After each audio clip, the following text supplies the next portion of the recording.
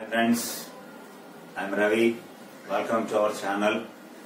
Today we discuss about DICGC in current affairs point of view as well as standard point of view for the different competitive exams, especially for Group 1, Group 2 as well as banking aspirants, SSC, CGL, essay and constable examinations. అన్ని రకాల exams కి ఉపయోగపడేలాగా ఇది చాలా important అయినటువంటి topic. Okay, అలాగే అసలు దీని current affair ఏమిటి, దీని బ్యాక్గ్రౌండ్ ఏమిటి, ఎందుకు ఇది న్యూస్ లో వచ్చింది అంటే, first thing on February 1st, 2020 on February 1st, 2020 2020 ఫిబ్రవరి 1న union minister of finance and corporate affairs Shrimati Nirmala Sitharaman was submitted her budget in to the parliament. ఫిబ్రవరి 1వ తేదీన నిర్మలా సీతారామన్ గారు తన బడ్జెట్ ప్రసంగంలో ఒక ప్రతిపాదన చేశారు. అదేమిటంటే DICGC enhanced from 1 lakh to 5 lakhs. ఇది చాలా ఇంపార్టెంట్ అయినటువంటి అంశం. డిఐసిజిసి అంటే భారతదేశ ప్రజలు బ్యాంకింగ్ వ్యవస్థలో తమ డబ్బుల్ని దాచుకోవడం జరుగుతుంది డిపాజిట్స్ రూపంలో. ఆ డబ్బులకి ఇప్పటి వరకు 1 లక్ష రూపాయల ఇన్సూరెన్స్ కవర్ ప్రభుత్వం ఇస్తుంది. దానిని 5 లక్షలకి పెంచుతూ నిర్ణయం తీసుకోవడం జరిగింది. The government had decided to enhance the insurance facility for the banking deposits to 5 lakhs from the existing 1 lakh. ప్రస్తుతం మనం 1 లక్ష నుంచి 5 లక్షలకు పెంచడం జరిగింది.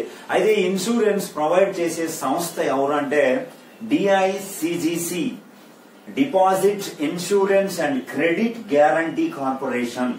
Deposit insurance and credit guarantee corporation.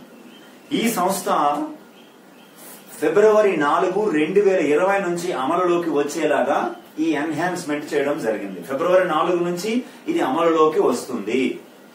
ఎందుకు ఈ నిర్ణయం తీసుకున్నారంటే 2018లో మీకు పిఎంసి బ్యాంకు భారీగా కుంభకోణం చేపట్టడం జరిగింది. భారీగా నష్టాల్లోకి వెళ్లిపోయి కస్టమర్లకి చెల్లింపులు చేయలేకపోయింది.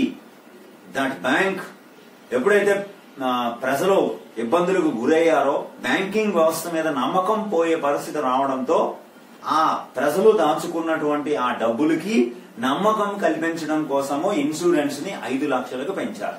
కాకపోతే ఇప్పుడు వరకు బ్యాంకు ఏం చేస్తుంది అంటే, మీరు ఒక 100 రూపాయలు డిపాజిట్ చేస్తే దానికి 10 పైసలు లేదా 10 బేసిస్ పాయింట్లని ఇన్సూరెన్స్ రూపంలో చెల్లిస్తుంది.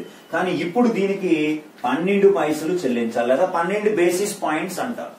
మీ ప్రతి 100 రూపాయల డిపాజిట్ కి కూడా బ్యాంకు 12 బేసిస్ పాయింట్స్ లేదా 12 పైసలని ఇన్సూరెన్స్ కంపెనీకి కడుతుంది. మన దగ్గర ఏమీ వసూలు చేయదు. 12 basis points for each and every 100 rupees. అలా ఈ సంస్థ అత్యద్భుతంగా ఇన్సూరెన్స్ ఫెసిలిటీని బ్యాంక్ డిపాజిట్స్ మీద 5 లక్షలుగా పెంచడం జరిగింది.